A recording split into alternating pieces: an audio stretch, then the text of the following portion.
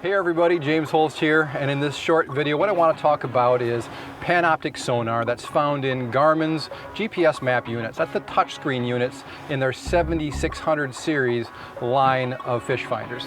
Now, there's just not a lot of information out there for anglers that fish in the upper Midwest. I'm talking about guys that fish for smallmouth bass, muskies, walleyes, or lake trout. Now today we are out fishing Lake Superior for lake trout and salmon, and over the course of this video I really want to keep the information shared tailored specifically to Great Lakes fishing. And the reason I want to do that is there's just so many potential uses for Panoptix sonar that we want to keep today's video very specific. So this one's for Great Lakes fishing. They're going to be out trolling, pulling planer boards, using downriggers. So what makes Panoptix unique is it's real-time sonar. When you see movement on your graph, that's happening in real time. If you're vertical jigging and you can see your jig on the display, as you raise it, it actually moves in real time on the display. So that's one key difference. With traditional sonar, you really get kind of a broad brush image of the bottom. You've got a single sonar pulse coming out of a transducer, it pings off the bottom, and whatever is the shallowest below your boat, that gets painted as the bottom. Now, if you're on a sharp break or contour, anything that's deeper than that shallowest part of that sonar return gets lost. With Panoptix, because they're using a large number of sonar crystals that all fire in a kind of a predetermined sequence, you end up with what looks like to me more of a scan of the bottom versus that single sonar ping return that's drawn with traditional sonar. So when we were out there today, we've got a set of planer boards out each side of the boat with segmented lead core, pulling spoons. And we've also got a set of downriggers that are off the back corner of the skeeter. And how we're making use of the Panoptix sonar is we're actually able to aim the transducer towards the downrigger balls and see not only the downrigger ball, the speed and temperature probe that's above the downrigger ball, but we can actually see the spoons behind the downrigger balls. And of course, you know what comes next. You get to see fish firing up off the bottom, interacting with the spoons. It's been a huge aid to us in determining hot colors and size of spoons, because not only do you know that a fish has come up and interacted with a bait, you know which bait that it was chasing around, the bait that it almost struck. And that helps a lot to know if you need to make a big change in presentation. Was the spoon too big? Was it the wrong color and the fish just barely gave it a second glance? Or did that fish really come in hot and swipe at the bait 2 or 3 times before dropping away? That type of information has previously been unheard of, absolutely unavailable to fishermen out there using this type of presentation. But with Panoptix, it's really all there, right there, just staring at you every second of the day. To get the most out of this view, one of the things I think an angler should do immediately is get your downrigger balls down as deep as you want them, and then you need to aim that Panoptix transducer. Now, a Panoptix transducer doesn't actually tilt physically on the transom. As I mentioned earlier, there's so many transducer crystals in there. The Garmin engineers have figured out a way to selectively fire different transducers to aim in specific directions. So you can actually control this transducer fore and aft. In this situation, because the downriggers run slightly behind the boat, what I do is I click on menu and then transmit angle. Now, if the baits I was fishing were slightly forward of the boat, I would move that transmit angle forward. But because we're trolling and those downrigger balls do fall behind the boat a little ways, I want them aft. And we found today about 20 degrees aft really gave us the best combination of clarity and visibility of those downrigger balls, as well as our spoons and the fish that we're trying to eat them. If you swing too far back, what you notice is you get a little bit more clutter on the bottom and some of the detail is lost. So anytime you're aiming fore and aft like this, you want to do it just enough to get a crisp, clean image of the bait you're fishing or the structure that you're looking at, but don't overdo it. So get it aimed aft about 20 degrees, click done. And what you see there is we've got a really good image of both downrigger balls, and that's from the surface down to the depths we're fishing. We can actually watch both of these downrigger balls fall down to the set depth.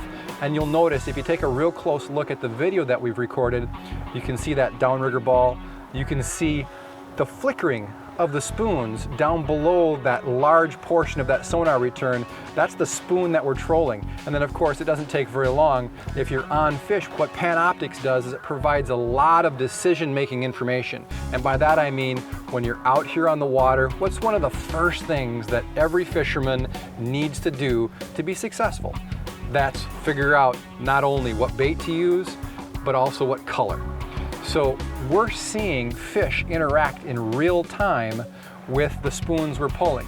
And that's important because we can tell not only that there's fish down there, that's what a traditional sonar would do. We can tell how that fish is reacting to each individual spoon in real time. We can see which spoon fish are showing more preference for. If a particular spoon isn't producing that aggressive response we want, very often we'll see a fish just kind of rise up gently, take a look at it, and then slowly fall away. We know we have a spoon the right shape and the right color when we have fish that fire up and move aggressively quickly towards the bait. Now they might not hit it right away. Very often they'll make 2 or 3 swipes at it before they actually hit that bait. But that really helps us figure out the size spoon and color, and it's information that as anglers we've never had before. In the past, figuring out that hot bait for the day really came down to trial and error, but with Panoptix, you're seeing it with your own eyes in real time, and it becomes very easy to figure out which bait is the right bait on that particular day. Now, the second key advantage, in my opinion, of Panoptix over traditional sonar in this application is how much more information about the bottom is revealed by Panoptix versus traditional sonar. Now, what we've been doing today is we've been trolling along shoreline breaks, and we try to keep the boat at a consistent depth. And when you do that, traditional sonar shows the bottom as being perfectly flat. Now, the additional detail about bottom structure, the shape of the bottom, is so enhanced with Panoptix that we're actually able to stagger our downrigger balls. Very often they will actually appear as being under or below the bottom in traditional sonar and keep those baits within inches of bottom. And that's key to getting bid out here on Lake Superior. The guy that can keep his baits running the closest to the bottom most of the time wins by catching the most fish. The detail that Panoptix is able to provide that shows the space, the open saddles between high spots that are completely missing on traditional sonar are shown to you in a way that allows you to take advantage of those high percentage spots. I mean, that's where fish live. Those are ambush points, and being able to drop baits into those areas that previously you didn't even know existed with traditional sonar can make the difference between a decent day and the best day you've ever had out there on the water. So at this point in our season, I've had about 6 weeks to familiarize myself with Garmin GPS maps, as well as the Panoptix technology. And when I started this little journey, I really didn't know what I was in for. I didn't have a feel for how useful Panoptix was going to be, or how much new information Panoptix was going to be able to show me. Every time I get out there on the water, I discover something new. I find a new use for it, a new presentation where Panoptix is the best sonar view to help me be more efficient out there on the water and put more fish in the boat. So really the way I'm thinking about Panoptix now is really along the lines of how side imaging changed sonar for fishermen. Side imaging just broadened everybody's horizons. Instead of looking straight down like we did with traditional sonar, side imaging just opened our eyes to new possibilities out to the sides. And now here comes Panoptix. And what I'm finding is it is giving me so much more detail, so much more information, and doing it in real time that it's doing what every fisherman wants out of their electronics, and that's helping them catch more fish. Today, all we really wanted to bite off was Great Lakes fishing for lake trout and salmon, but I'm confident that we're going to find lots more presentations and species and situations where Panoptix is really going to be the best tool for the job. So do check back in the weeks and months to come, because we do have more videos coming intended to help you get the most out of your Garmin unit.